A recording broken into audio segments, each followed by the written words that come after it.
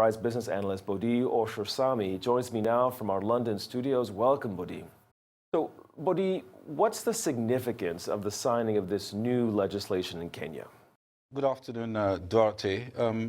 Indeed, this is the main legislation that governs oil and gas production, even as Kenya gets ready to be a major producer of crude petroleum. And what they've tried to do, particularly as it relates to communities, is to give the communities a better stake ownership of the oil by giving them a share. This is what we also call the derivation principle. And what the percentage has been given to the counties. The counties, there are 47 counties in Kenya, which is more like states. They're run by governors, deputy governors, and they have secretaries who are like the head of the service. And what you have is the counties have 20%, and not just the counties, the communities also allocated 5% of oil revenues, and this enables them. There's some devolution of enablement to allow them to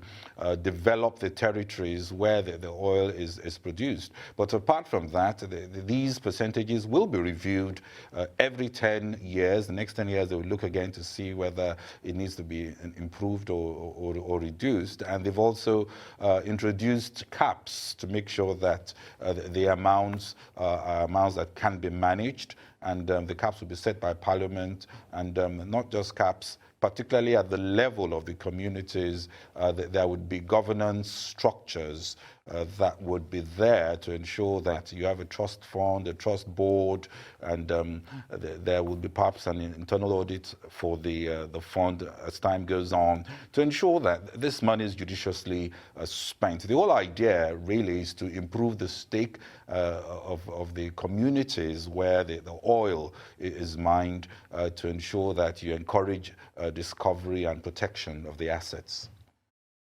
There's so much going on right now, Bode. Let's look at Nigeria. At the recent CIRA conference in Houston, the managing director of the Nigerian Petroleum Corporation has said that more than 41 billion barrels of crude oil and 319 trillion standard cubic feet of gas were yet to be discovered in sub-Saharan Africa. But looking at revenues from crude, we have seen in Nigeria a transition from federalism to centralism when it comes to oil revenues. What are the implications and issues? Well, we say the transition is from federalism to centralism because initially the derivation principle, which had been in place as far back as 1946, had as much as 50%, and it actually went up to practically 100%. And on average, it was around 50% of revenues that could be given to the states. Then, of course, we're talking of cocoa, which was used to develop the West, to finance free education there in the Western region, and groundnuts in Kano. But with the discovery of oil, the situation gradually changed, and you begin to see a reduction in that percentage. From 50%, it came down to 30% in 1970 when Gowon was president. Buhari actually brought it down to about 1.5% in 1984. That government reduced the percentage right down to 1.5%. Babangida in 1992, his government raised it back to 3% until 1999, when there was a constitutional conference that raised the percentage to the 13% that we have now. The issue here really is there's a lot of oil that cannot be monetized because of community issues. That win-win is not there. Take, for example, Ogoniland, where as much as 750 million barrels of oil reserve exists, but since 1983, nothing has been done to the oil because of community issues.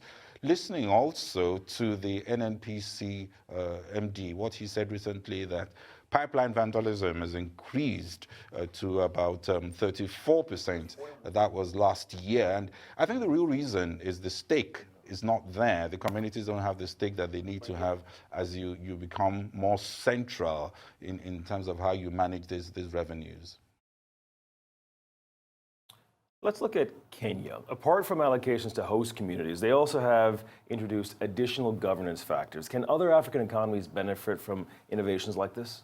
Well, Dorothy, they can. I mean, there are two innovations here. One is the fact that the local communities also get some allocation. So they have some enablement to do some infrastructure expenditure, improve the environment, and they are the ones that carry most of the pain in terms of the impact on the ecosystem. That's the local governments, the local communities. So they get 5%. But to ensure that the money is well spent, you also have to introduce caps. You have to introduce a board, a kind of governance process. Money is paid into a trust fund with trustees of people that can be trusted in the environment.